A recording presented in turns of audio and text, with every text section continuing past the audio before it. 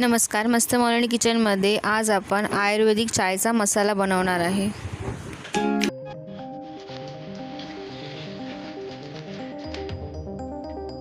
तर मस्त मॉर्निंग किचनमध्ये आज आपण आयुर्वेदिक चाय बनवणार आहे आणि त्यामध्ये मी हे सर्व प्रकारचे टाकणार आहेत मसाले आणि हे आपल्या शरीरासाठी खूप चांगले आहे। तर तुम्हाला मी एक एक त्याची माहिती पण सांगणार आहे आणि त्याचं प्रमाण पण मी तुम्हाला सांगणार आहे। तर मी आता सगळ्यात पहिले इथे 1 चमचा बडीशोप घेतली आहे, मी 10 वेलची घेतली आहे, 1 चमचा लवंग, 1 चमचा राई, 1 चक्रफूल घेतलं आहे, थोडंसं इथे दालचिनी घेतली आहे, ही 2 काळ्या वेलच्या आहेत माझ्याकडे, त्या घेतल्या आहेत मी, इथे 2 तेजपत्त्याची पानं आहेत, इथे हे अख्खं सुंठ घेतलं आहे मी आणि हे इथे ज्येष्ठ मध आहे आणि हे इथे मी अर्ध जायफळ घेतलं आहे। तर आता हे सर्व मसाले जेव्हा आपण एका चायमध्ये टाकणार आणि ती चाय आपण जेव्हा पिणार तेव्हा आपला घसा थंडीमध्ये खवखवतो, कफ होतो, आपल्याला सर्दी होते, त्या सर्वासाठी ही चाय खूपच चांगली आहे।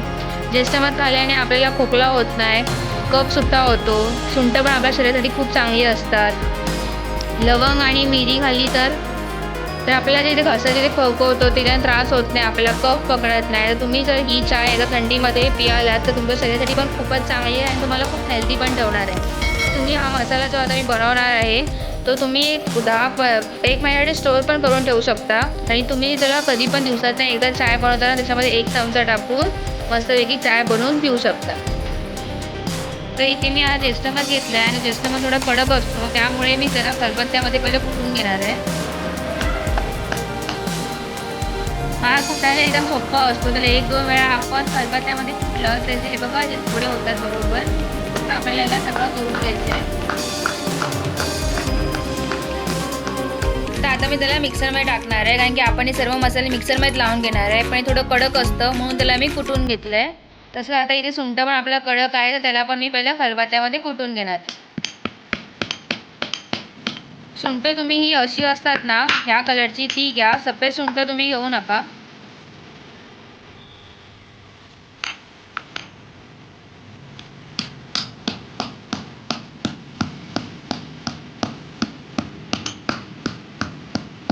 आता हे बघा माझं हे सुंठ पण कुटून झालं आहे व्यवस्थित, जस्ट तुम्ही पण त्याला एकदा कुटून घ्या आणि मग मिक्सरला लावा। तर आता याला मी जरा जाडसरच लावून घेणार आहे, त्यासाठी आता त्याच्यामध्ये मी अख्खे मसाले टाकते, चक्रफूल, 2 काळ्या वेलच्या,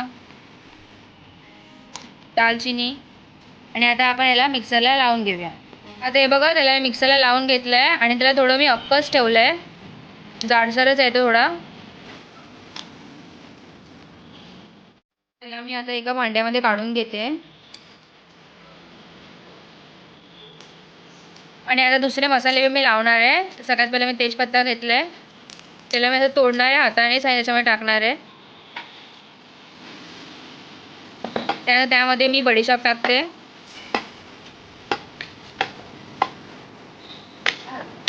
वेलची घेतली आहे, लवंग आणि मिरी। तर आता हे सर्व मसाल्यांना पण मी मिक्सरला लावून घेणार आहे। तर आता हे बघा या मसाल्यांना पण मी मिक्सरला लावून घेतलं आहे। आता हे सर्व मसाल्यांना मिक्स करण्यासाठी मी आता हे मगाशी आपण जे लावून घेतलं होतं सुंठ आणि ज्येष्ठ मध त्याला पण त्याच्यामध्ये मिक्स करणार आहे, कारण ते सर्व मिक्स झाले पाहिजे म्हणून।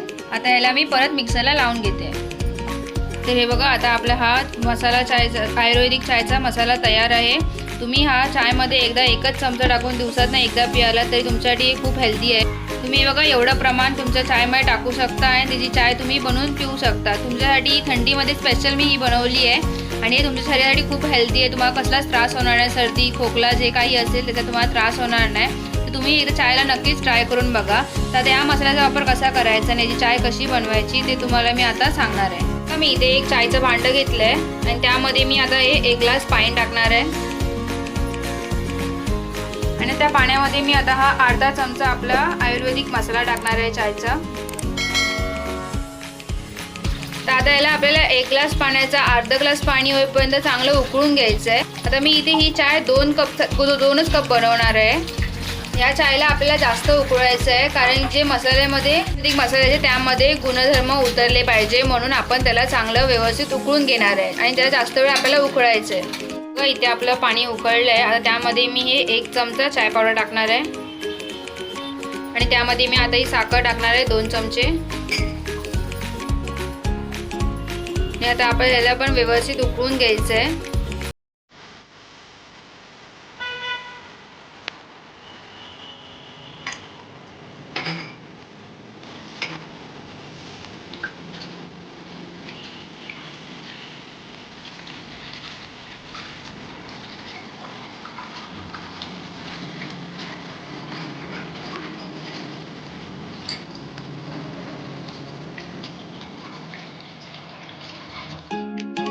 चाय उकळली आहे. आता त्यामध्ये मी 1 कप दूध टाकणार आहे आणि आता आपण त्याला फक्त एकच उकळी काढून उकळून घेणार आहे आणि मग आपली ही चांगली आयुर्वेदिक चाय तयार आहे.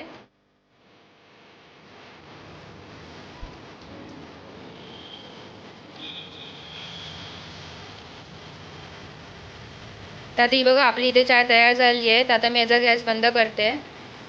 तर आता या चायला मी पहिले गाळून घेणार आहे. आता ही बघा आपली मस्तपैकी आयुर्वेदिक चाय तयार आहे.